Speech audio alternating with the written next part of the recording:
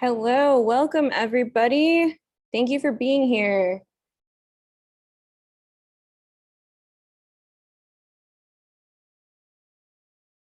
All right, awesome. Thanks for being here, everybody. This is the virtual discussion with the International Rescue Committee to celebrate our new Local Voices exhibition, Together We Welcome. My name is Morgana Fay, and I'm the Artisan and Programs Coordinator for Craft Lake City.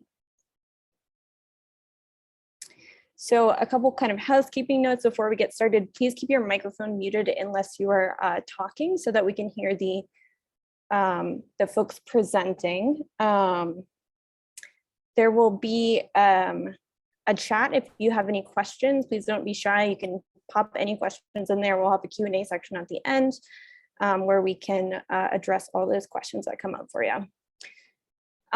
Captions should be turned on. You should be able to turn those on at the bottom of the screen under live transcript. At the end of the session, we'll post a survey in the chat. We'd love if you could complete that.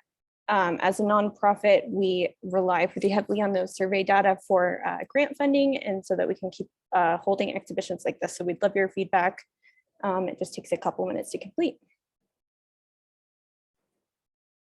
So Craft Lake City is a 501c3 organization, and our mission is to educate, promote, and inspire local artisans while elevating the creative culture of the Utah arts community through science, technology, and art.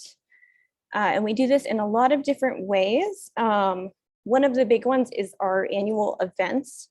So in the summer, the second weekend of every August, we have the annual Craft Lake City DIY Festival presented by Herman's. And this is just a big celebration of all things DIY. It's Utah's largest local centric arts, music, science, and technology festival. So it's really fun. We get over 300 artisans every year who are all local, and they're all selling their wares. There's activities, a kids area, performers, 2 stages of performers, a whole STEM building sponsored by Google Fiber full of DIY engineers. Currently, we are accepting applications for the DIY festival. So if you want to apply to be a part of it, you can just go to craftlakecity.com. We're currently accepting artisans, craft foodies, vintage vendors, performers, STEM entrepreneurs, kid artisans, and commercial food vendors. And applications for that close on April 6th. Another event that we have in Ogden is our annual Craft Lake City Holiday Market. We just had this the first weekend of December. This is really fun. We get to connect with some of the Northern Utah folks, and everybody can kind of do their holiday shopping under one roof, all from local artisans. Another program that we offer is the year-round DIY workshop series. So we have about 50 workshops a year in all sorts of different mediums. They're all taught by local artisans. Some of our upcoming classes include watercolors, printmaking, lettering, bookbinding, and a lot more. You can go to craftlakecity.com/workshops to check out our current schedule. Another part of our year-round programming, which is what we're here to discuss today, is our exhibitions. So we have Celebration of the Hand, which is all local artisans. We either do solo shows or group shows for that series, and it's a way to provide a platform and some revenue to Utah artisans in those, we call them placots, downtown along Broadway. Local Voices is the other exhibition that we do there, which is a collaboration with local organizations like the International Rescue Committee. And that is an opportunity for us to connect the public with ideas that matter through other nonprofits and organizations who are working to better Utah. Okay, so we're joined today by 2 representatives from the International Rescue Committee, as well as an artisan, Rispah. So we're gonna have each of our guests introduce themselves, tell us a little bit about your role or your involvement in the IRC. We'll have you go first, Mikaela.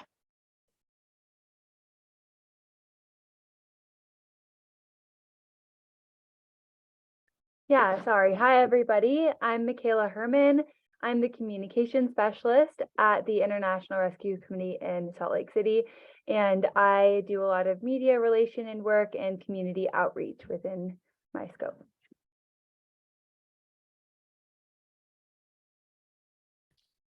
Hi, everyone. My name is Mattie Vandel. I'm a small business counselor on the small business team at the IRC. I mostly work with a lot of our artisan and maker clients like Rispah and connect them with different opportunities and funding sources in the area. Hi everyone, you can see me. My name is Rispah. Like Mattie said, I'm one of IRC's clients. IRC has been able to help me expand my business and know what opportunities or resources are there in the community to help expand my business as well. Awesome. Thank you all so much for being here. All right, so we're going to start talking about the new exhibition, which is called Together We Welcome.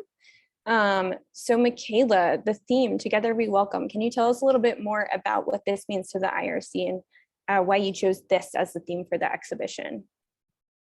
Yeah, definitely. So we really wanted to speak to the International Rescue Committee's mission, not just globally, but definitely locally. And with Utah being such a welcoming state, we just really wanted to really uphold the work that we do of aiding refugees and immigrants with gaining control of their future. So Together We Welcome has been chosen as an inclusive theme that really invites people into togetherness.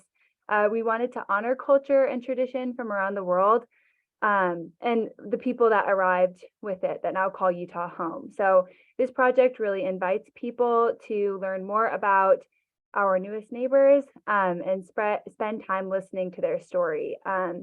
And we just really wanted to tie in and invite the Utah community into this.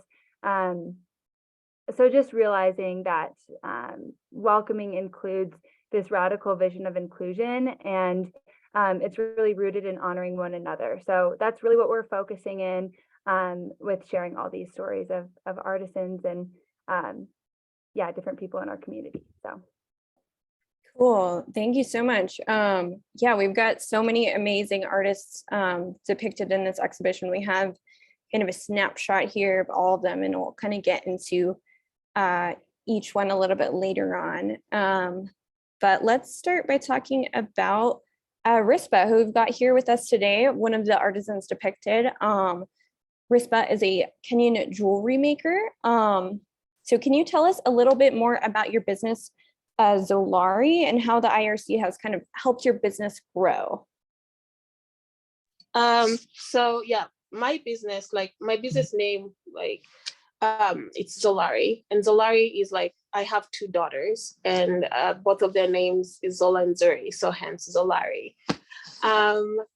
I always say my business started, I've always had this idea of a business, and this started when I was younger, and growing up in Kenya and just seeing my mom being able to provide for us by her making jewelry, and this is where I learned my skills was from my mom.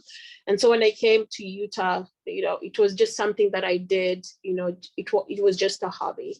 But when I remember when last year when I met with IRC, I participated in the New American Dream Lab. It's kind of like a mini Shark Tank. And from there, I was able to, acquire some money, and they gave me coordinated resources in the community and referred me to people that could either help me register my business or look for financial resources within the community that was able to cater towards my business. So I can say that through IRC's help, I have been able to expand my business. A lot more people in the community are aware of my business and what my business is about, and also being able to give back to the community as well. That is so cool that it is named after your daughters. That's really cute.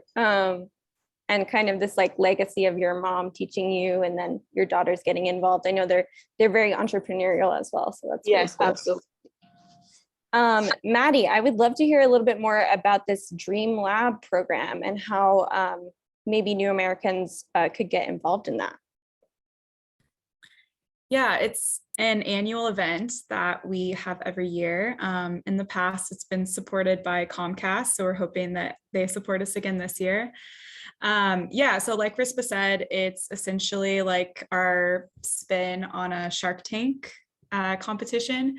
So we like promote it and have different people sign up for pitching workshops. And so we kind of teach you like how to talk about your business, how to market your business, what does your audience look like, how to speak about like your passion and your craft.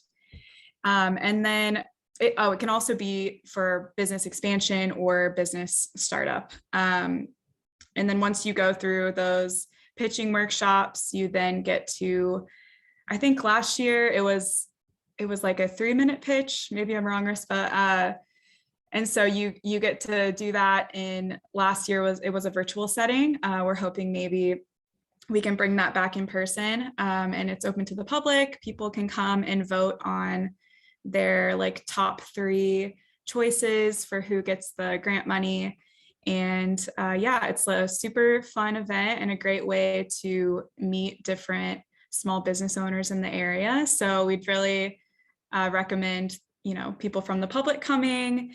And also if anyone is a minority business owner and is looking to start or expand a business, it's a really great opportunity. So yeah, we'll be plugging a lot of things throughout this Lunch and Learn, but I think like giving IRC a follow on one of our social media accounts or just keeping up with our website is a great way to keep up with those kind of events. Cool. Thank you so much for telling us a little bit more about that. That sounds like a really cool program.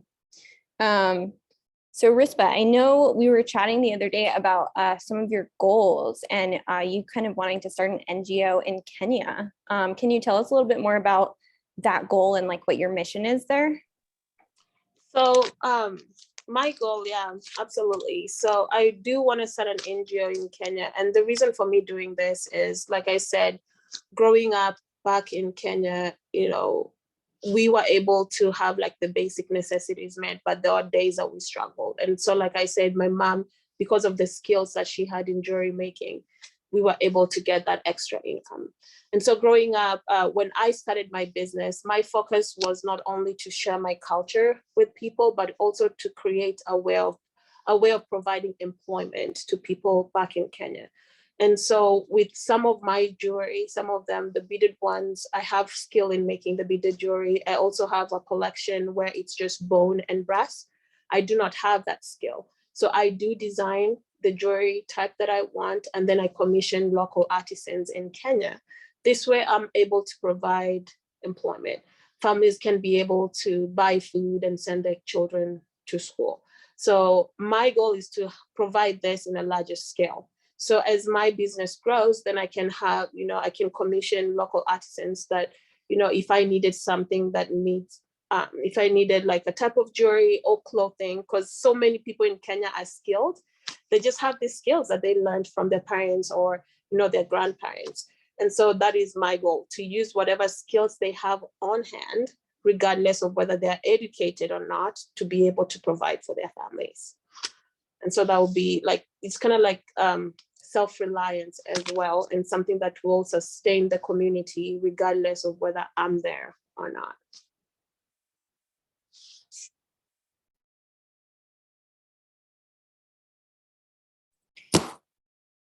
Sorry. Yeah, that's amazing.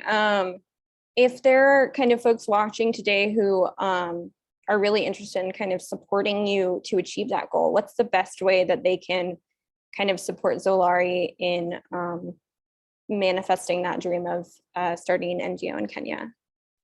So right now, this year, one of my goals as well is like I can have either send you my contact information and you can send it to those that are interested in that as well. I'm trying to get into communities and schools as well. So if you know people that are in the school districts where I can go in and teach a class about like different cultures in Kenya, or if you have like a group like your family, you want to learn, you know, a skill. Let's say you want to learn how to make a piece, like an earring or something like that. So those are some of the ways that I'm trying to like raise funds so that I could be able to, you know, accomplish my goal. Awesome, thank you. So we talked a little bit about the materials in your work, the beads and the bones. And one of the really cool things about your jewelry is that beads themselves kind of hold a particular significance in Kenyan culture and Kenyan crafting. Can you talk a little bit more about kind of the importance of the bead and the history of that? Yeah, absolutely. So in like Kenyan culture, first of all, Kenya has 42 tribes. So this is a lot of different cultures. They speak different languages. But the common thing is like when Kenya was colonized by the British. And so during the old times, a lot of people just did the barter trade, right? Because some of them are farmers, some of the beads in Kenya, the products that they use to make the beads, some of them are made from ostrich eggs or clay or wood, again, because these are the resources they had. And because of the barter trade, so people will just trade goods for goods or good for a service. So if a farmer has like beans, maybe I have made, you know, I've made some beads, then you can trade that. And then they can go and make something and sell it, or, you know, adorn themselves with it. So when it comes to beads in the olden times, the beads kind of represented like different social statuses. Like one of the tribes in Kenya, it's called Maasai. I don't know if any of you have heard about them. They jump really high. They're well known for killing lions with just a club. So I don't know if you have, but in the Maasai tribe specifically, they wear their beads to represent their social status and their wealth. And also with the women, it also represents if they're single or married, or if they're just young. And so in my tribes particularly, they just wore it at different like cultural events. So if it was like a very important cultural event, people would adorn themselves with like beaded necklaces and they would stack them up. And from the stacks, you'll find someone with just only 2 stacks or 3 stacks. Again, it represents what the kind of the social status in the community. So the king or the chief obviously has more beads and they're more colorful. So from that, by looking at them, you'll know what their status is in the community. And then it just goes all the way down. And so a lot of people we also wear, they're called beads along, you know, our waist. So in Kenya, we believe that when a woman gives birth, they put on waist beads. This is just to help them, you know, shrink their stomach. So that might be true or not, but it's just a cultural thing. When a woman gave birth, you have to put on your waist bead just to make sure that, you know, you're watching yourself and you're taking care of yourself as well. And so, but nowadays it's just mostly worn for aesthetics, depending on the design of how you're making your jewelry pieces. So, because there's some designs that have like more cultural links to it, and those ones you have to be very careful when you're sharing it with other people as well. Wow, that's really, really cool. These earrings kind of depicted here, this like spiral pattern. Is there any kind of significance behind these ones in particular, or are they more on the aesthetic side? As for the spiral pattern, for me, it was just like, again, with the jewelry that I sell, it was just a pattern that I liked. I like the spiralness pattern of it. But if you were to dig deeper into like the cultural practices, it kind of goes into your spirituality, where you have your highs and lows. But again, because the pattern that I made, it doesn't have any significance to that. It's just like an idea that I had and I put that into place. So I have to be very careful when you're making these designs so that you are not committing any cultural offenses, so that no one can be offended with that. Yeah, totally. Yeah, these are just gorgeous. So anybody watching, I definitely encourage you to check out Rispah's work at ZZOLARI. Just beautiful, beautiful jewelry. All right, so we've got so many other amazing artisans kind of depicted here. Mattie, so one of the cool things about your position is that you get to work really closely with all these entrepreneurs from around the world. So can you talk a little bit more about what that's like for you and kind of why it's so valuable for Utahns to support the new American creators in our community? Yeah, definitely. I have an awesome job. So yeah, I think just in general, like what I like to remind myself and people that we're working with is that, you know, starting a business and navigating like the American economic systems can be really confusing and super involved for somebody who was maybe born in the US or who has English as a first language. And so many of our clients are navigating these systems super successfully, and they're coming from other places, sometimes with no or little support systems. Most of my clients speak like 5+ languages. So, and yeah, they're just like, just to see that their businesses take off and improve, it's just, they're so incredible and inspirational. And so every day I'm working one-on-one with these amazing individuals. And like I said earlier, a lot of the clients that I work specifically with are artist and maker clients. So also getting to see their craft is really awesome. But I just also wanted to plug some other things that the small business program does in general. So not just doing kind of events like these and exhibitions like these, but we also we do a lot of one-on-one like business counseling. We do workshops. We do marketing, advertising assistance, market access opportunities to link clients up with maybe like a local business who has some extra space and they want to do a pop-up shop. We right now have Sugar House Coffee as a partner. That's been going on for almost a year now. So for the first Thursday of every month from 10 to 2, we have a new business there that's able to just be there for free and market their business, sell their items. So yeah, we have a lot of opportunities like that. We do like funding, we help people file business taxes. So I think just the great thing about my job is we're able to help such a diverse client base in all these variety of ways.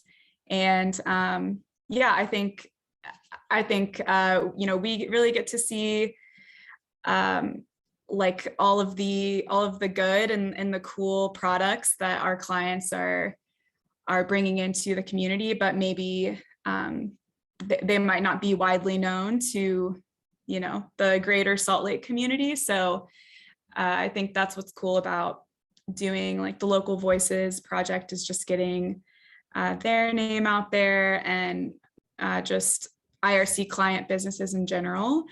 And I'm gonna go ahead and attach our small business directory in the chat. And this will soon be live on our website. I see Matthew Wallace is on this call, and he's one of our volunteers at the IRC who works doing websites with us. So hopefully by next month, our like economic well-being website will be live, and you'll be able to go on there and kind of have an interactive small business directory. You can click on any of the links and go to any of the clients like social medias and shops and things like that. But yeah, I guess that's how I'd recommend just like browsing through and getting to see all the cool things that our clients are bringing to the area. Yeah, awesome. Thank you so much. Yeah, I am right there with you. Like getting to support artists is just like fills you with all the warm fuzzies. It's like the best job in the world. So it's so cool to get to see all these folks you work with, and yeah, get to work with some of them as well for our New Americans workshop series.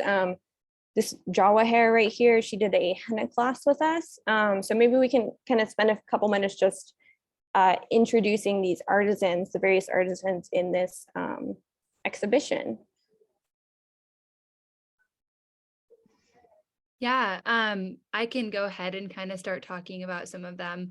Jawa Hair was super fun to get to meet. She is just like full of energy and she does henna art. As you can see, she is originally from Sudan and was raised in Libya, and she has a lot of really cool cultural backgrounds to how she does her art, how she makes her henna. She actually makes her own henna, which is super awesome.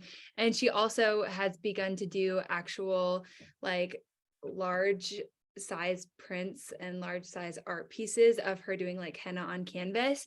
So that's super cool to look out for as well.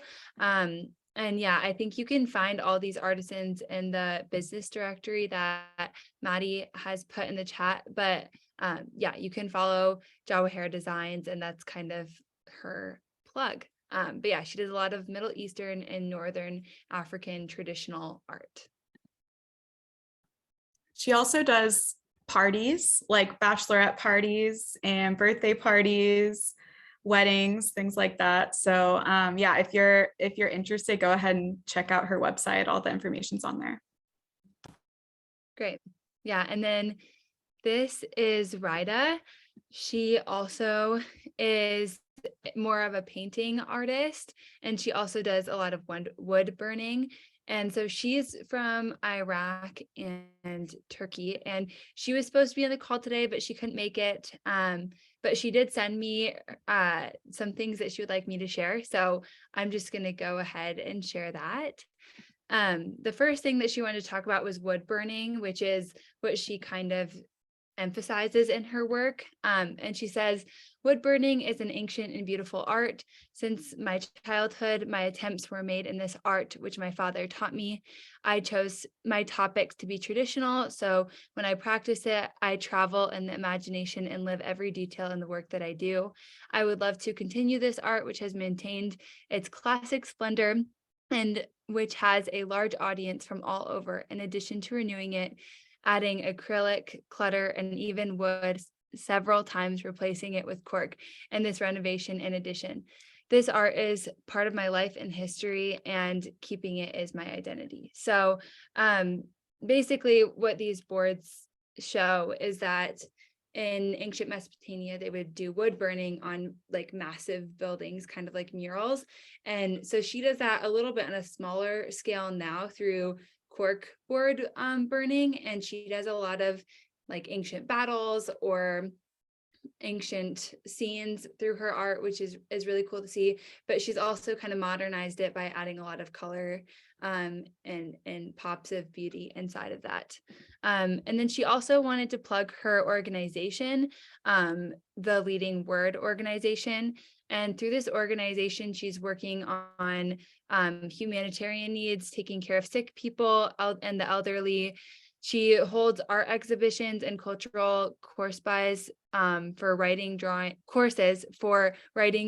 teaching, and language. And she's kind of doing this to just through her funds with her workshops and selling her art. She's basically wanting to provide it to other people to be able to get out of homelessness or help the elderly or whatever she can do. So basically her work through the Leading Word organization is just to be able to use her funds and what she gets from her artwork to help others. So I think that's really cool too, that she's using her practice to be of service and to help the community. Yeah, her work is just gorgeous. We have another piece here with kind of a rainbow tree, and it's just, yeah, really, really beautiful, and just really cool how she's kind of preserving this tree.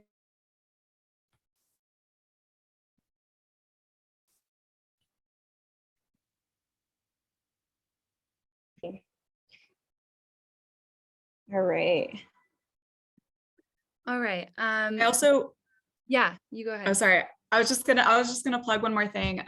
Through the New American Workshop series with Craft Lake City, Rida is also going to be one of the highlighted artists for that. I can't remember, Morgana, exactly what date that is, but that's coming up. So keep your eye out for that as well. All right, and this is Olha, and she owns the business Heart of Ukraine with her sister Mira. And Olha came to the United States upon the war that broke out in Ukraine. And so she actually came to the US last April, and basically her story is really unique because of her status as humanitarian parolee. She wasn't able to find work, and she wasn't able to work within her status. So she ended up starting this business as a way to kind of gain her independence back and be able to do something that connects her back to her life in Ukraine. And so through Heart of Ukraine, she sells these cookies, and it makes her really happy and joyful when she receives any orders. So it's just a really cool a really cool business, and she is such a sweetheart, and she's really just wanting people to connect to Ukraine through her baking business. Yeah, and I think like her boards really encapsulate her story well, of just really trying to share the needs that are still upon us with the war in Ukraine. So really cool stuff here. Mattie, do you have anything else to say about the business side of things? I don't think so. Yeah, I just dropped the link to their Instagram in the chat if anyone wants to check it out.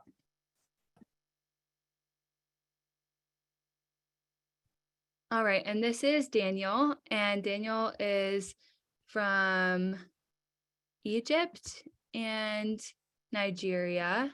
He lived in both places for a while, and he does beekeeping, and he, I think, has European bees, but he uses like Nigerian ways to beekeep, which is really unique. And I think I might be wrong, but he was selling to a couple stores, local stores in Salt Lake. But yeah, he has a really cool story, as well as just coming into beekeeping, and he's just like so wise on the subject of beekeeping. He has like a bachelor's and master's degree in working with bees, so it's super cool. He's awesome. And I think he also has his own organization that we could, oh, perfect, you linked it in the bottom as well. Yeah, he also does classes if anyone is interested. He sells like manuals on how to beekeep. So he's also like, he has that big education piece. He also makes some really awesome beeswax candles. So yeah, we have him selling in some different like pop-up shops and stores that we partner with. Right now, though, he's actually having some like pretty serious immigration issues. He's also going to be if we can figure it out, he's going to be another one of the New American Workshop Series artists. But this is like, I don't know, just kind of something that we have to deal with at the IRC. Like sometimes our clients who are really involved in our programs and who have these like incredible businesses who provide a lot of like educational opportunities, they do have to deal with things like immigration issues when they visit home and things like that. So yeah, but Daniel is awesome, and everyone keep your fingers crossed for him. Yeah, that's all.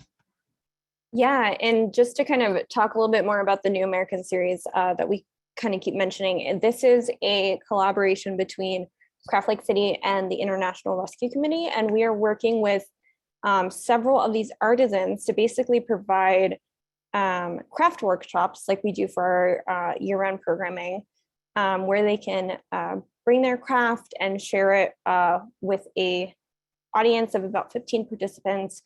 We've been hosting these since November, I believe, and they are going through April. So these are craft workshops. They're about 2 hours long. And yeah, you can learn a new skill from one of the folks kind of depicted on these placards. If you go to craftlakecity.com/workshops, those will be up there as we solidify the details. Okay. All right, and then this Together We Thrive is kind of in support of our 2 food entrepreneurship programs, which is New Roots and Spice Kitchen Incubator. Spice Kitchen Incubator is specifically for restaurant businesses, and they go through an incubation process that allows them to kind of make their business their own. We've had a couple brick and mortar startup through Spice Kitchen. We have a Discover Food Festival each year for Spice Kitchen that kind of just introduces different types of food in Salt Lake that we can enjoy. And then New Roots is our farming entrepreneurship program. I think there's about 40 farmers in it right now, and they work on different acres of land. We have one in Draper and one right on the Redwood Farm that's in West Valley. And they do a couple of different opportunities throughout the summer, especially with different farmers markets and stuff like that. So I will put in the Spice Kitchen and New Roots websites if y'all are interested in learning more about these programs. And then this is Emil, and him and his family came from the Democratic Republic of Congo. When he was 10 years old, war broke out in his country and his family had to flee. And he didn't see them actually together for a really long time.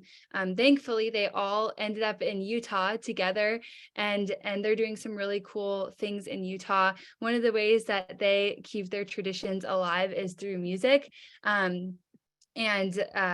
The photographer that was on this project with me, we got to go to where they were all just like singing together, and it was a really cool experience to just get to see how music can bring people together and bring you back to your roots. Emil also has a foundation that y'all can get involved in. It's the Emil Ahadanga Foundation, and so I will also put that in the chat. Awesome. Thank you so much for sharing all these resources. Yeah, shout out to James Rowe, the photographer. These are amazing, beautiful photographs. So yeah, it's really cool to kind of get to see all these avenues for supporting these local artisans.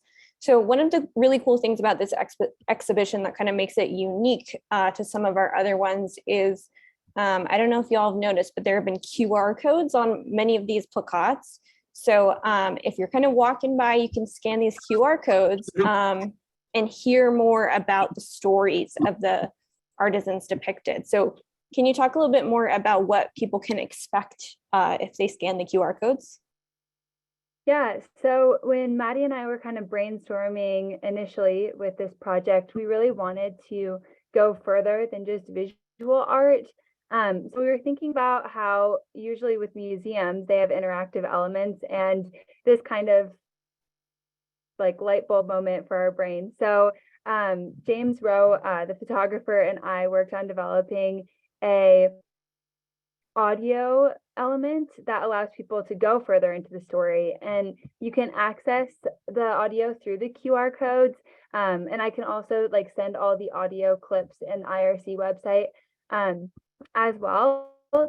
But we just really wanted to be able to give life to the voices, because that's just part of our theme, and it really allows you to dig deeper and connect a little bit more. So that's kind of what the QR codes are.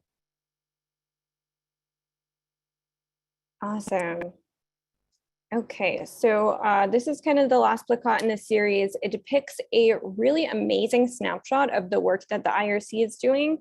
We've got some statistics on here about kind of the impact both in Utah and around the world. So how can Utahns help support this mission and help further the impact that the IRC is doing? Yeah, so in the past year, we have resettled over 1,000 refugees into the state of Utah, and this could really not be done without the work of the community and the aid of the community that people have already gotten so involved with.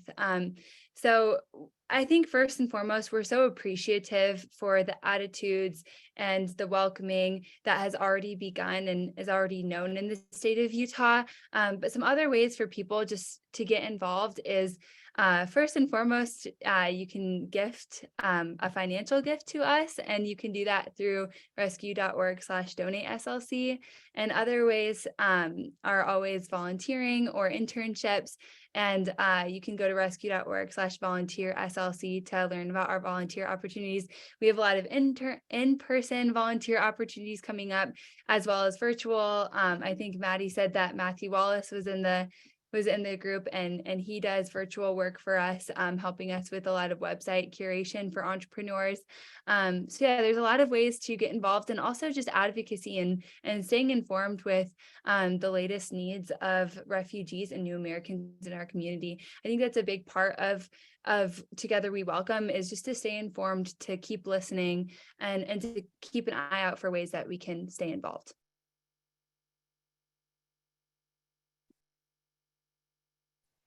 Awesome, thank you. Do you have anything to add, Mattie, kind of from your perspective on the small business side of things?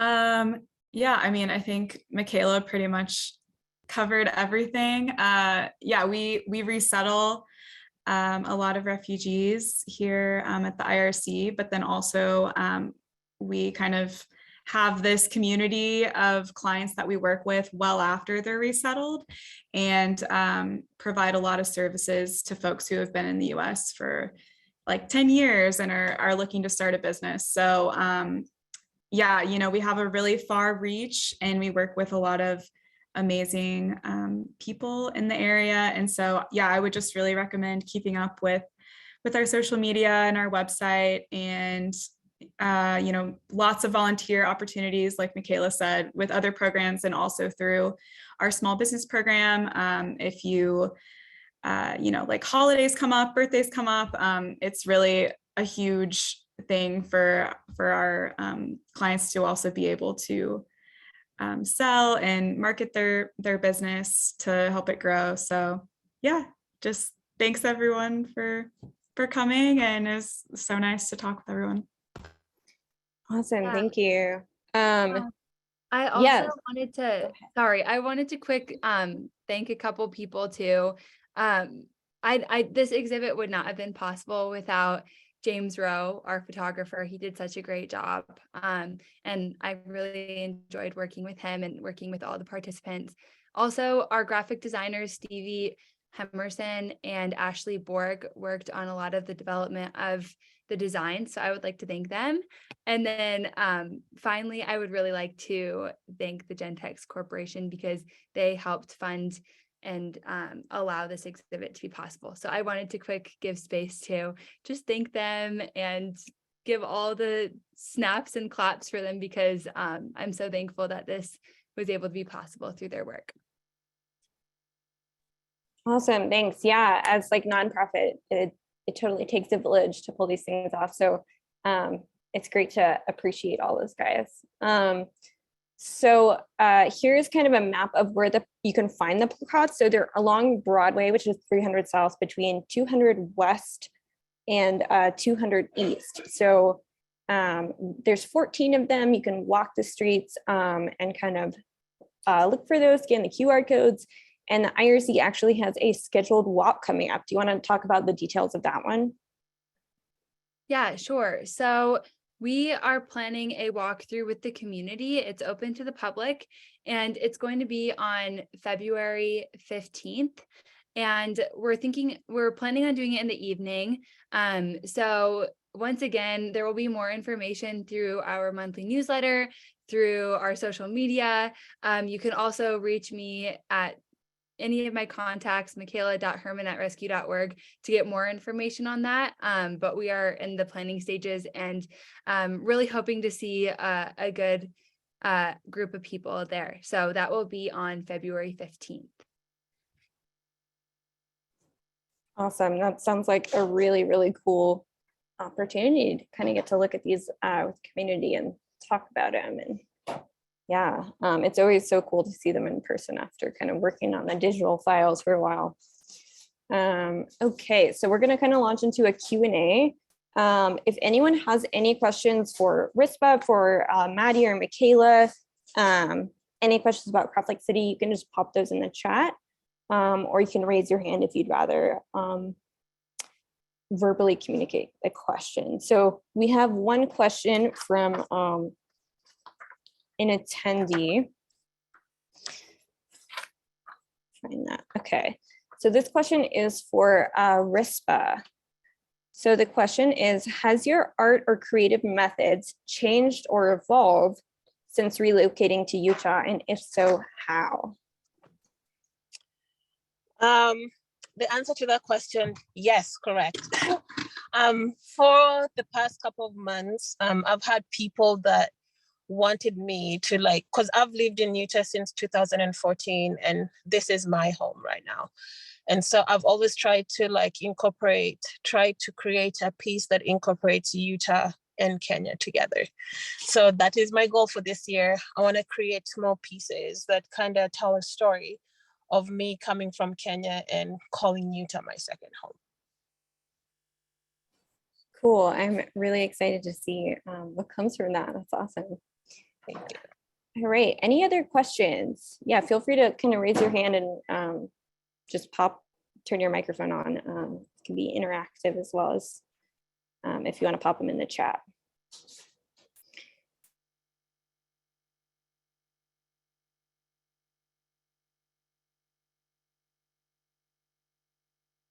I am going to grab the link to the survey that I'll ask y'all to do after the talk. I actually have a question because I see that James Rowe is on and I don't know if he's, but I'm wondering if he could talk a little bit about his photography for the project, if he feels comfortable, because I didn't prepare him for this before, but it's cool to get to hear from him and if he has any concepts or things he would like to say about the photography portion. Oh, geez. Can you guys hear me? Am I on? Here we go. Yeah. Yeah, well, thank you for having me chat for a second. I think first off, I just am really grateful to get to work on this project. Acknowledging the refugees and immigrant communities, their value to the community is something I'm really passionate about. And this is a perfect project to show just what people are up to, at least just a few of them. And selfishly, I love getting to visit with different folks and understand their story and perspectives and all that kind of stuff. So with the photography, it was definitely one of those things where I wish I could have spent all day or weeks with the folks and really captured a lot, but with a limited time frame, taking up their time. So I truly tried to make it so that I highlight and showcase their personality. Like Rispah, for example, I felt like her jewelry was really beautiful and it made sense to have her show it and display it. And so I really wanted to have a nice photo of her, showing it off on her ears. Yeah, and I think with each one, everyone was so bright and happy and excited to share their work. So I really loved getting to try and encapsulate that, and especially with the audio portion of it. That was really fun to sit down and just chat and edit it together. And I tried to make the actual audio really short, just so people could get the gist of it. But, some of those interviews were 20, 30 minutes long. So I was grateful because I got to listen to all of it and hear the whole conversation. Mikaela and I both did the interviews. But hopefully the shortened, condensed versions is plenty to give people a sense of where these artists are coming from. Awesome. Thanks so much, James. Thanks for being here. Mattie has shared James's website in the chat. So if you want to check out his photography, just look for that link. It's jamesrowe.com. All right, we've got another question. Will any of these rad artisans be at upcoming craft markets or farmers markets? So I think this is for you, Rispah, or if you know, Mattie or Mikaela, if you know any of these other folks are going to be at upcoming farmers markets or craft markets. Are they doing workshops? We talked a little bit about the New Americans workshops. Where can we kind of see them next?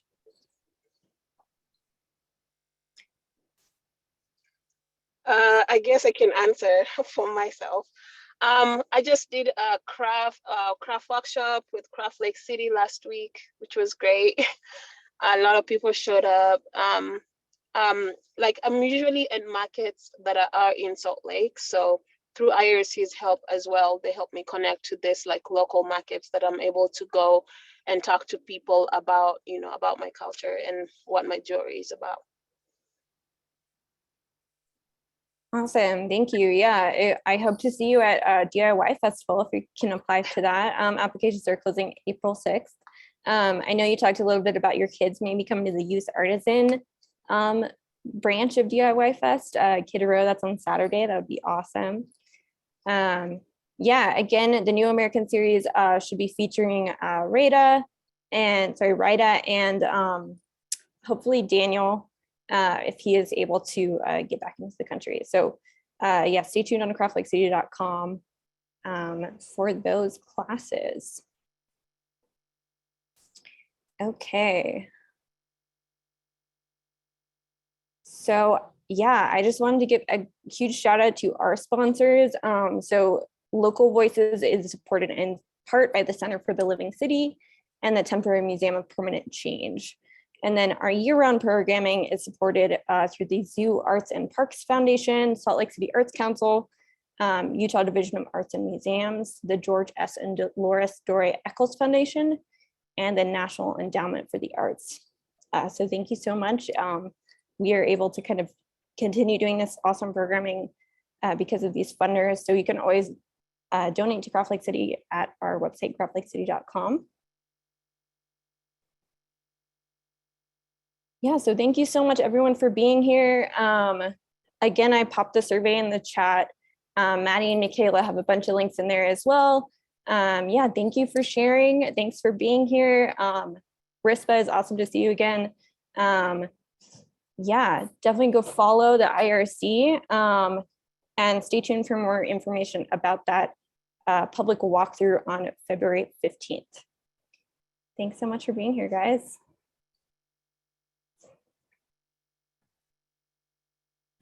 Thanks so much, Morgana, and everyone with Craft Lake City. You guys are great. Thank you, everyone. Have a good rest of your day.